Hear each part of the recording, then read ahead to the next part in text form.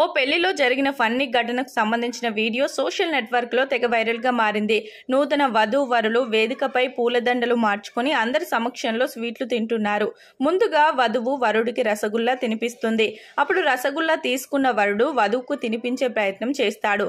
నేను స్వీట్లు తినడానికి ఇష్టపడను అంటూ వధువు వరుడితో చెప్పింది. అయితే వరుడు వధువును బలవంతంగా రసగుల్లా తినిపించడానికి ప్రయత్నం చేస్తాడు.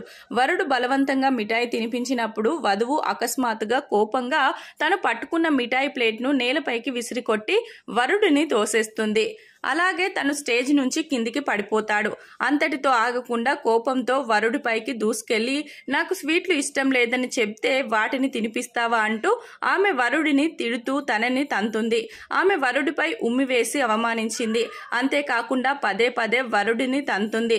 బంధుమిత్రులు ఎంత సర్ది చెప్పినా వధువు శాంతించదు. ఈ ఘటనకు సంబంధించిన వీడియో ఇప్పుడు సోషల్ మీడియాలో వైరల్ అవుతుంది. సోషల్ మీడియా వినియోగదారులు దీనిపై వివిధ స్టైల్స్ లో స్పందిస్తున్నారు. అయ్యో ఈ పెళ్లి కూతురి కోపం మామూలుగా లేదు అని కొందరు అంటుండగా మరికొందరు అయితే ముందు ముందు వరుడి పరిస్థితి అర్థం అవ్వట్లేదు అని కామెంట్లు చేస్తున్నారు.